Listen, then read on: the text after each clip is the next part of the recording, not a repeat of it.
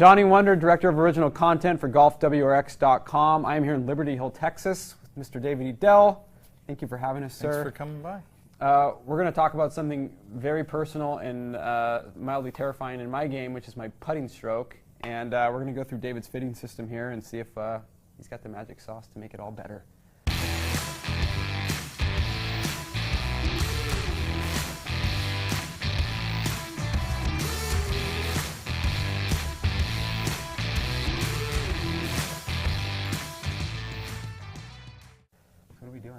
Well, it's my philosophy is pretty simple. I've got the tools here to make changes that are substantive.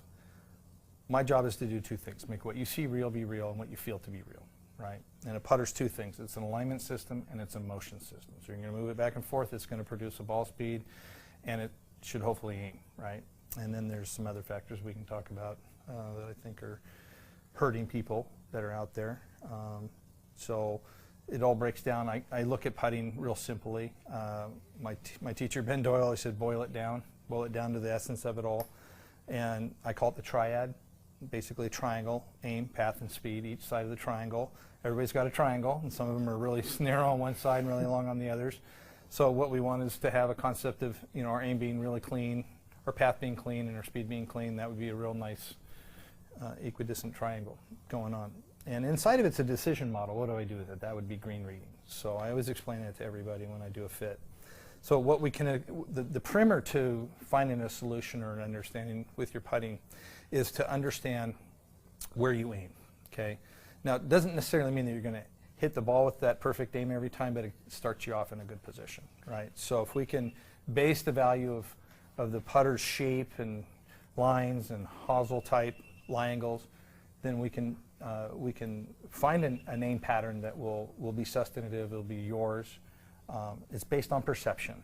Okay. So you perceive the club to look a certain way, and it either is or it isn't. So that's one of the variables. So on the motion part of it, then we're gonna weight the putter uniquely to you. Right. And I have I think, a unique weighting process. So what we're gonna do is we're gonna start the fit out with a real simple drill that I do. And it's funny, I put a string down, and it's funny how a simple string kind of helped define my company in a certain way, because that's where I was probably the weakest, was finding the correct weight. And when you ask somebody for the correct weight of their putter, they always want something different than what they have, because they think what they have doesn't work. Right. So by drawing a line in the sand, essentially, it allowed me to understand how they were processing weight and motion. Okay. So what I want to do is start off with a pretty common putter, an answer style putter, and we're going to putt to this string. We're going to hit about 5 putts to the string, and then see what you do. Okay. And this is just a pre-fit analysis. Look at this guy. All right. I hit that off of the shaft, by the way.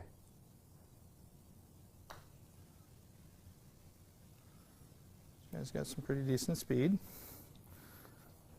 So I'm kind of gaining information of whether I think you're linear or radial stroke pattern. All right.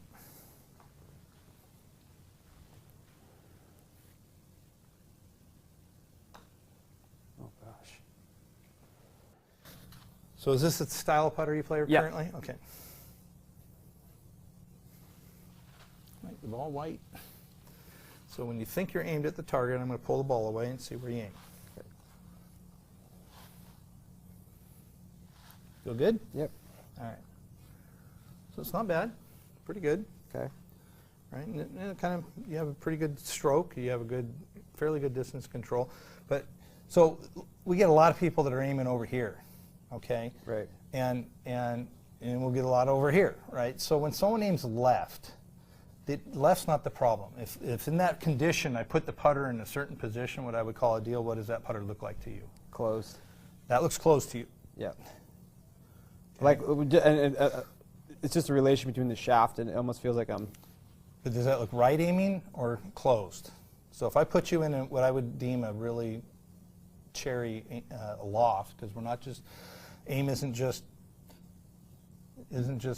side to side, it's up and down. That actually feels okay. Okay. Yeah. So example, I've had some tour players up here. Right. Zach Johnson's back here, right? But maybe he offsets it through loft to the putter, right? And the style putter. So when I put the tour player into this condition, they said, wow, it looked like the face was aiming right. Okay. Right? So then, and a lot of players, if they're aiming over here and you put them there, they'll say, that looks wide open to me. Okay. Okay, so the values of the putter produce perceptions of aim. Okay. Okay. So offset, anytime generally speaking, when I move the focus pattern back on a putter, either through the back being parallel to the face, okay, and the brain can use that as an alignment feature, lines, offset, right, color pattern, shapes, all those things move attention and focus back on the putter. Putters tend to look open. Okay. So people excessively close. I mean, we're seeing a real high scenario of putter manufacturers producing putters with a lot of stuff in the back of them, right? Right. Where this is a pretty classic putter. So in this process, you aim your putter pretty good. And being linear, one of the factors that can be disturbing to your face alignment position at impact could be this factor of toe hang. So I just put together a real simple kind of starting point, same style of head for you. Okay. Okay, does that look pretty good? So angle looks all right. Okay. What happened there? You aimed. Okay. So you're just perceiving what I'm putting down, right? You're Right. trying to make some sense of order out of it. Right. And I'm going to put a forward. So that was an onset hosel. Okay. So the hosel was directly on the top line. This one's forward set. Let's see how that aims.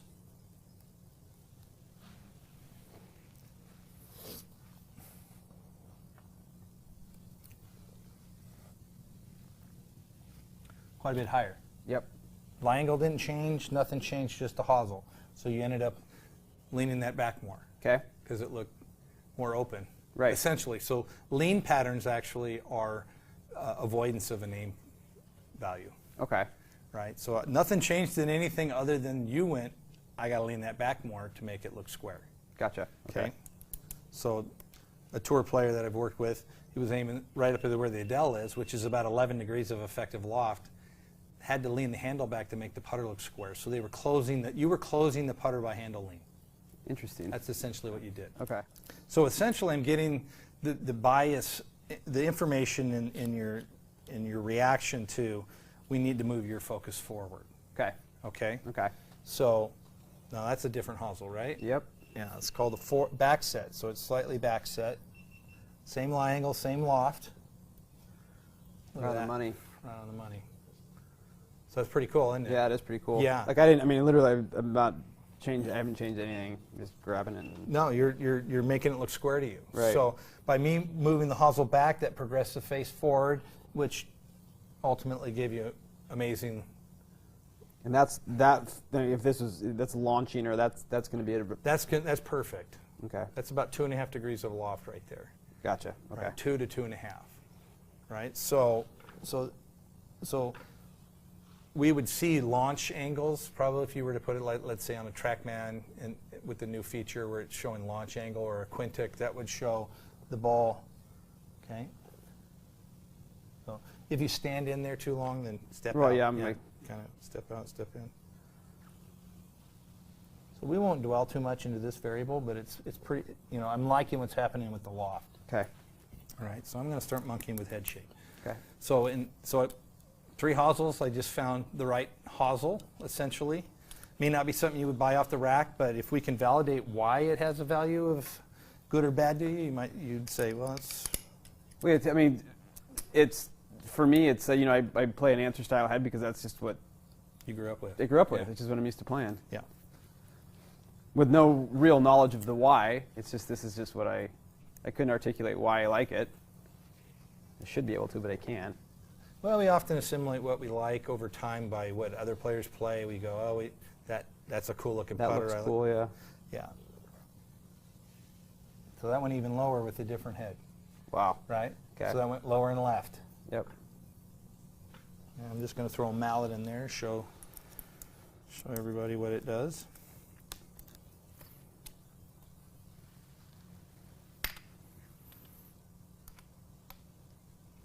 So mallet in its general shape, we're using the word mallet right now, which isn't an effective use of the word. Like the spiders and all this, they're not mallets. I call them hybrids. Okay. because a mallet is a curved shape. A curved shape's value is to say, don't look back. I can't aim that, right? It's a banana. So my focus moves way forward. Gotcha. Right? Then we'll go into lines after this. So we'll see what does a line do to you. That's a good looking head. Yeah, it's a concentric mallet. It's not bulbousy.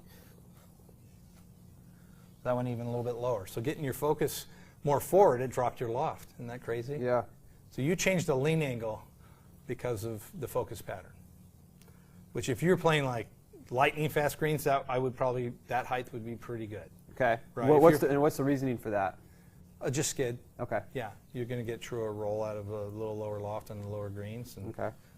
But watch this. So I'm just taking a wet erase marker and drawing a line in there. Okay.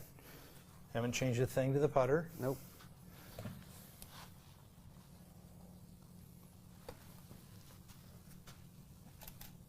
I want more left. Yep. Yeah. So I'd say you're definitely not in a mallet or the semi. Okay. Right. So but we'll just show by going back to no line. So lines in the back tend to make the putter look more open. People tend to close it more. Right. So you've really de-lofted that because I'm getting you looking too forward. Okay. So I'm gonna go back. Which has been the predominant theme so far with the mallet. Isn't it? Exactly. Gotcha. Yeah, so I'm going to go back to that blade. It's called the E3.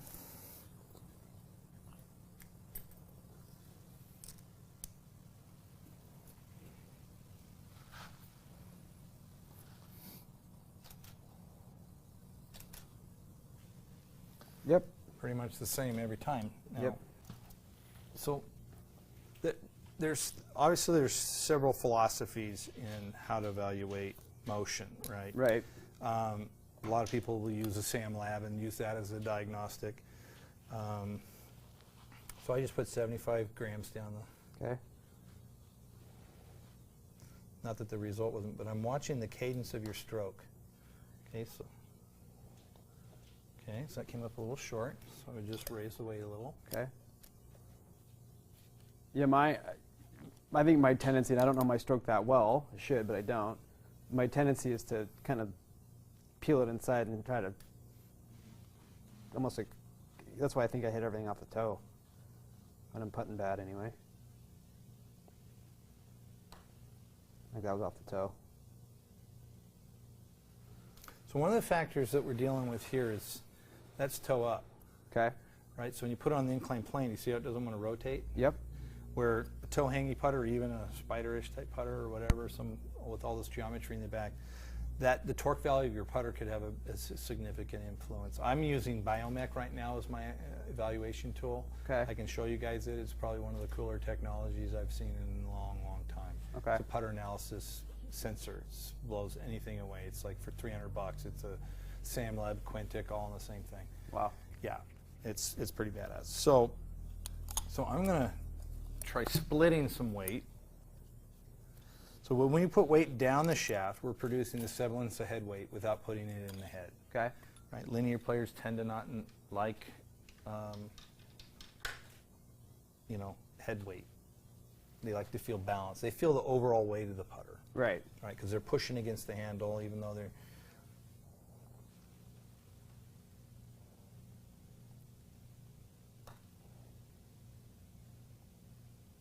That feel different? Yeah, it does. Okay, so it came up a little short, so I'm going to raise that weight internally.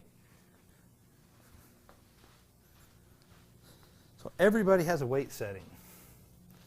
I've taken rank amateurs that have never really played any golf and had them roll ball after ball on the string because they're human beings. They're pretty talented people. Right. If you just give them the right tool. It's when the intention doesn't match the act, then the brain starts to go into that Goldilocks mode. Right. And I call it Goldilocks Syndrome. And every player does it. And if you did exactly what you want, if it went on the string and it went and you felt like you dumped it short, then that's a confusion. Right. It went the right distance, but it didn't feel like I did the right thing. So I'm watching the rhythm of your stroke. That looked pretty good. That one's all right. I don't mind if it goes by the string. I want every ball to go the same distance. Okay.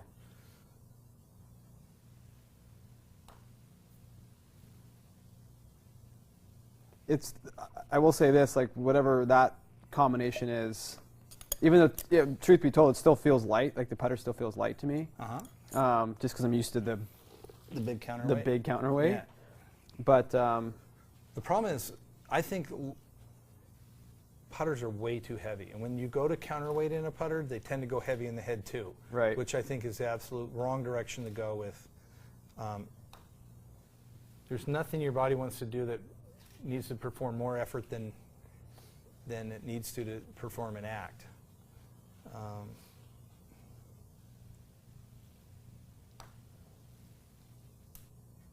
Okay. What did that feel like? Good. Did that feel all right? Yeah. Okay. Now here's another scenario that you're probably used to feeling.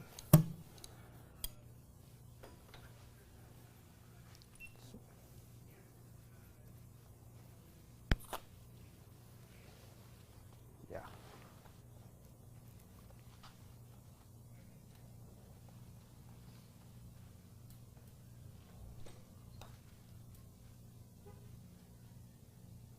Does that feel good or Yeah. what? It felt. I mean, Did it feel too heavy? no. Okay. No. So try to put it on the string. What happens when we start increasing the counterweight and the head weight to counterweight scenario, you'll probably start becoming a little more efficient. Your stroke might shorten in a positive way. So okay. Sounds like you're probably going to be.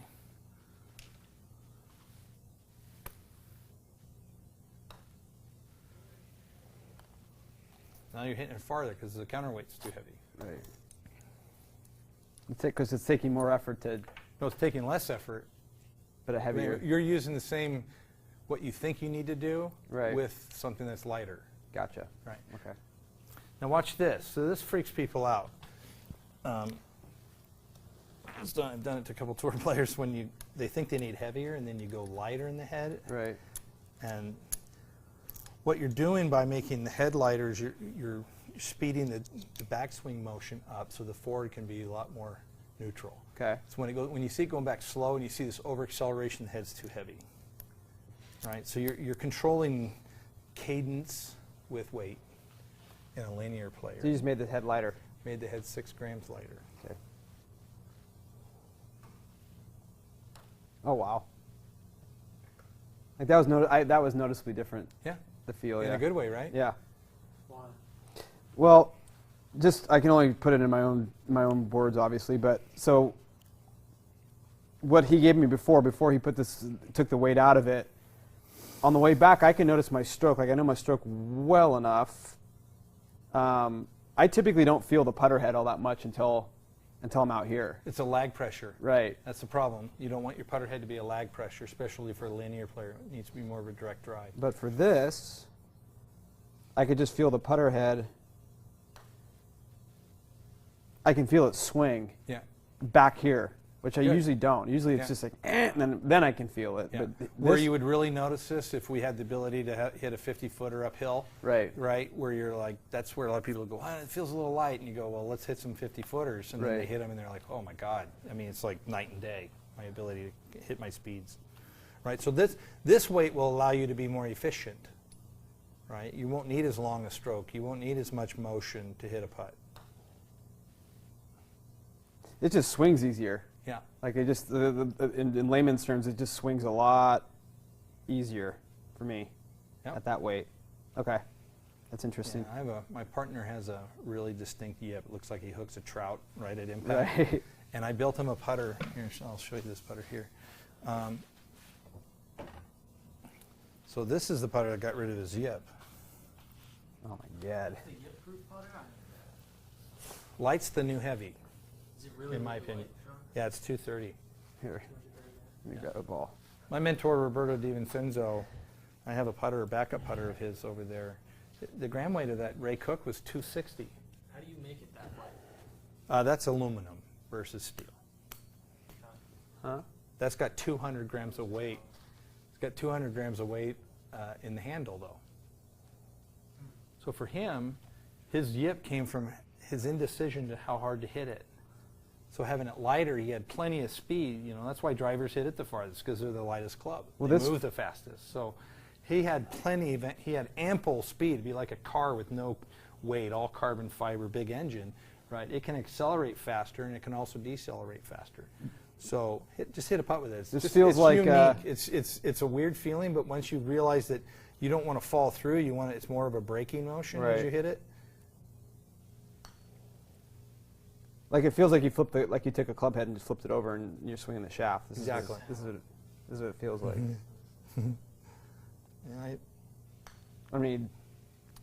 Yeah, I mean, I'll pull out his 260-gram weight putter and I'll have people putt with it, and they're like, "Oh my God, this thing!" And they're rolling it one after another on the line. They're like, "Oh, it's really light." And I go, "That's not a bad thing. If you get used to it, it's not a bad thing." If you get the speed and direction right, then what's the problem? Well, most people, when putters get too heavy, they also lift them, right? The first move is to lift it, and what do your arms do? They go to your mouth and they protect your head, right? So when your arms lift, the first thing that happens is the putter goes out. So they think it's kind of like putting gel on your calic, right? Okay. You got to like weight that thing down so it never wants to lift up. But it's so heavy that the putter the putter just lifts upward and outward, and then they have this loopy motion. And it's because the putters are too heavy. I mean, bullseyes, 8802s. I mean, all your greatest putters had light putters. I asked Stan Utley one time, "What's the gram weight of your putter at?" I think he said 298. which by current standards is pretty dang light. Super It's light. 25 grams lighter than 25 to 30 grams lighter. So the industry, in my opinion, has gone way too heavy. And when most people are linear, they don't want head weight, but they want to feel weight. I feel like a lot of the head weight thing, well, for me, the reason I've always wanted a heavier head putter or just a heavier feeling putter is I felt like if it was heavy, my quick twitch muscles or whatever I use in my head isn't going to be able to affect it as much. It's just like a swinging a weight. It's like, well, because that would make sense. But you're activating more muscles when you do that. What you're saying is it's requiring more of me to get it to make the same stroke. It's a thing called the megadelia or something is in your head. It's like 80% of your brain matter is connected to your hands, right?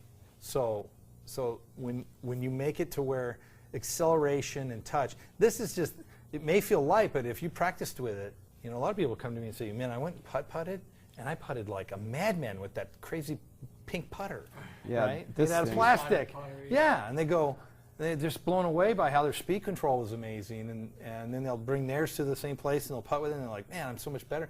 Light is actually a really, really good thing for us. For some reason, we felt like we needed to go heavy. Right. And it just has become heavier and heavier.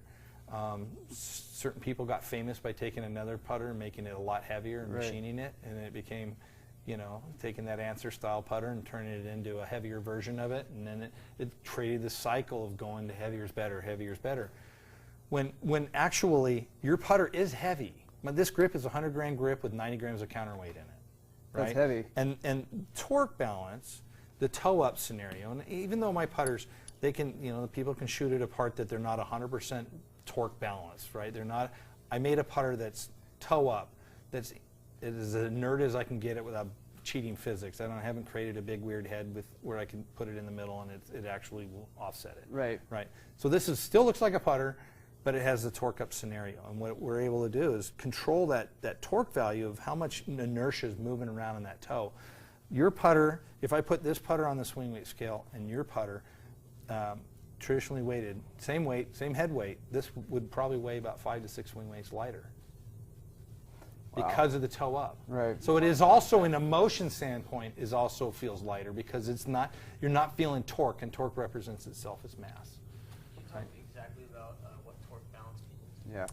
Well, it's a phrase that I made this ball bearing system over here on this scenario here.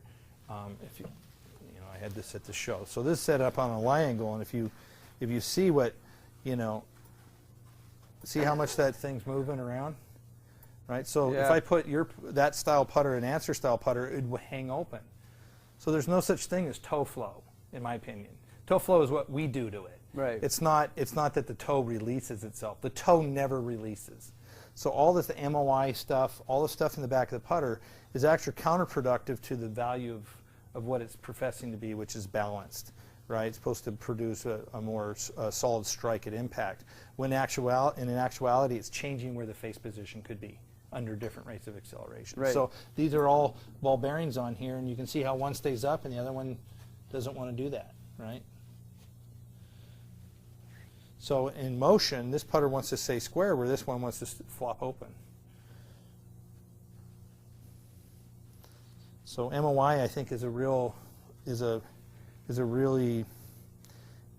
MOI and face balancing by traditional sense. Face balancing implies in a warranty of that face is balanced, right? Right. When it really is not.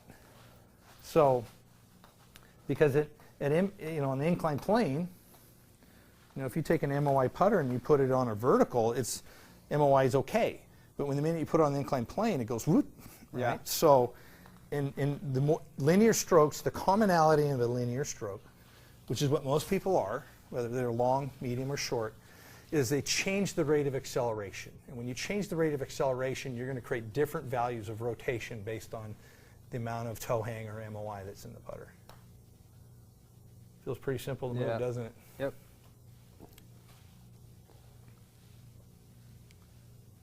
And another feature that you might look at is the round grip. Yeah, that was my next question is, okay, so I did a study on a round grip. it's obviously unique. Actually, Mississippi State did the study. And they took two exact putters and checked the aim value with a flatted grip versus a round grip. And the round grip was 4 inches straighter than the flatted grip. Yeah, I mean, this would, for me personally, this would take a while to get used to. Like, one of the things I'm struggling with just right now is just getting used to where my hands are going to go. Right.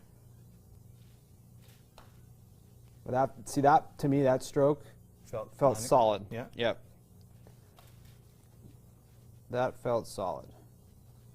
And it didn't require any thought. I mean, it was just kind of like, like that felt good. Even it's a little bit off the toe, which is fine. Like, I'm not. Well, and kind of what we were talking about earlier, depending on this ratio of length to here to that, Right. we can see motion happening based on, your arm and your lie angle being, or the shaft angle not matching your slot.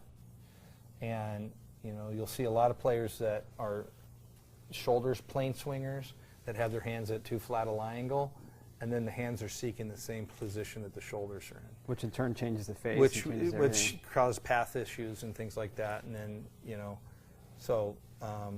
real easy way to know if you're standing the right distance from the balls, you can set up 2 balls, one with a stick in the middle, like an alignment stick, Okay. and have them perfectly in line and stand over the ball and look to the other ball and say, which place does that stick? Is it aiming straight, left, or right of your target?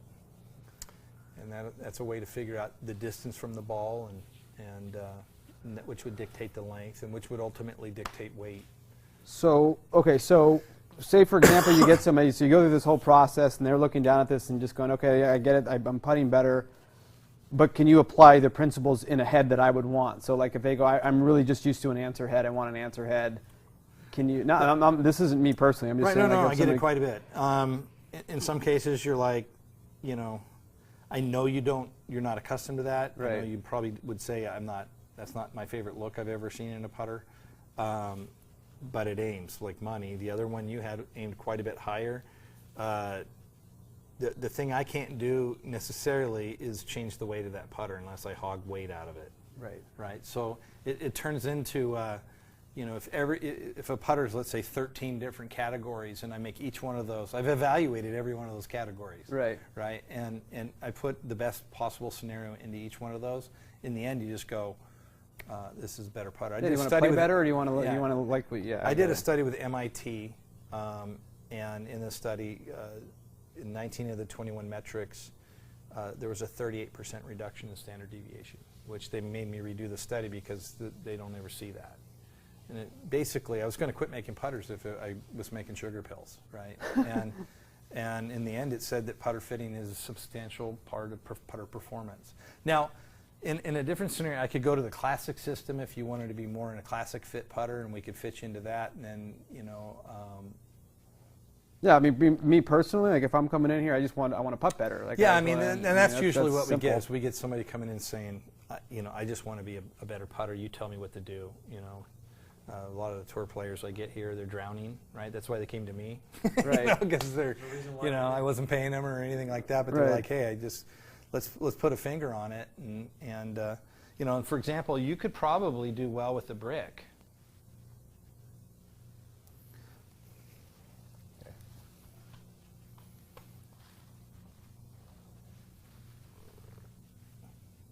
Helped it slightly, Yeah. but you know, so if you thought that hosel, see that hosel and this, they have the same position in the head with the face. Yep.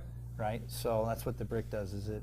A lot of people will say it looks closed, and I said we'll make it look square, and then they do and they aim it. So people that have left on it. The funny thing is we'll fit somebody. They'll go back to their club. The head pro will look at their putter and go, "Geez, how do you putt with that thing? It's so closed."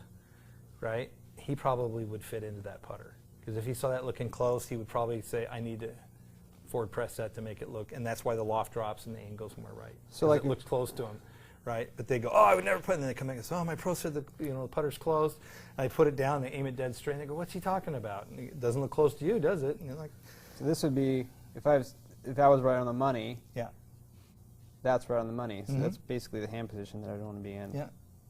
Which doesn't feel too foreign to me. Like that actually Right. feels pretty good. Well, your loft dropped because you kind of forward pressed it a little bit more. So Well, it's just the appearance of the putter. It felt Yeah. like I needed to square it up. I needed right. to. That's what we're dealing with. We're just 100% dealing with your perception of it. Right. And it's totally different. What works for you might be the total opposite scenario for someone else. Okay. That's why whenever they come into a fit, I look at them and say, look, I'm just going to throw in variables, and I'm going to take every variable I change. I'm going to go, oh, that looked like right aiming to him or left aiming or neutral. Right. Right. And the more I go through the fit, the more I know, okay, this is the bias of the putter I need to put in their hands. I need to put a bias of, how do I make the putter look more close, because they just keep aiming it left, right? If it looked closed, why would they aim it left, right? They would go, oh, that looks closed. I need to aim it more to the right. So, quick question: why this? Why the round? Yeah. Well, I got to screw them in, so Okay. I couldn't clock them in. Oh, I got you. I got you. So Yeah. that's why the round grip. Okay. But if you did say, hey, I want to, let's say a super stroke. Right. Right. I like super strokes only because they're pretty round. Right. I don't like the flat so much. I actually took a guy out of a flat so that it actually changes putter performance quite a bit. It changes path quite a bit. It changed the separation of the hands, and it just produced. He took it more outside, and I put a round grip on it, and he just rolled it, took it back straight. So there's a lot going on with a grip. Grip isn't just a grip. You can't, so if you said, I want this grip, then I would counterweight the putter in accordance to the difference between my grip and your grip. Gotcha. Right? So if you said, I like a Super Stroke 2.0 or a 1.0, I would add, 50 grams of weight kind of down here in the middle, and then that counterweight, and they would equal what we just did. And then you have what you have. Yeah. Okay. Wow, my brain's on fire. Yeah. So if I was, this is a putter fitting, I was like, okay, David, like, what am I going to land on? Like, what's the final? Well, your final is this one right here. If you were to take my expertise. Right. Right. And a lot of the issues that people have after getting fit are that they do the old thing with a new thing. Right. And that's where a diagnostic like this new Biomech sensor that I use, people can get one of those. They're affordable, and they can just start working on their path. Because if we fix speed and aim, right, now the other is path. Right. So path, if you aim left, you're going to stroke right. Right. Right. You're going to do things, or look for putters that block into impact. So you're going to block them into impact. Right. Right. So, and so the scenarios of what someone's done in the past, they say, well, I paid for this putter and it should be just putting lights out. You got to give it a little time. Right. You can't just expect that you got yourself into this after 10 years of putting with a certain putter or style. Give me a week, give me 2 weeks, work with it. Maybe work on your path a little bit. Well, that's the thing. Also, we've talked about this before, but there's no real metric. There's no real dedicated metric to, if I come in here, I got my best golf face on. If I'm getting a iron fitting or a putter fitting, typically for me personally, I'm going to come in there. I'm actually probably going to stroke it pretty well. This because I'm focused. I'm like everything. But there's no metric for what happens 2-3 weeks later. But you and I could be in here and I'm just puring it all day long, and I go to the golf course and everything changes, and you just basically hit the nail on the head. It's old tactics with a new piece with a new tool. Exactly, and that's why having finding a diagnostic that allows the average person or a person that's really into what they're doing, a process of practicing that allows them to say, well, I can see what I'm doing. fanning it like I used to do with the old putter. I'm doing this and too much face rotation. Right. But they'll come in and they'll say, I'm not, and they'll aim it dead straight. And I've had people come back in 10 years later and aim their putter just dead straight, right? Right. And then they roll it to the string and they go, well, what's wrong? And I'm like, it could be green reading. Maybe you go take an aim point, class, learn how to read greens more effectively. Practice your speed. Maybe it's your speeds. You're rolling good here, but how are you rolling 15-footers, 10-footers, Right. 5-footers? Work on speed. Just use a string. Break out the practice from the whole. The whole combines all three together: aim, path, and speed, and read. Right. So you got 4 scenarios that you're dealing with. If they just practice to a string, I had one tour player. I said, I want you to practice at 15 feet to a string until you own it. Right. Quadruple their earnings on the LPGA tour. Well, my brain's on fire. Thank you, David.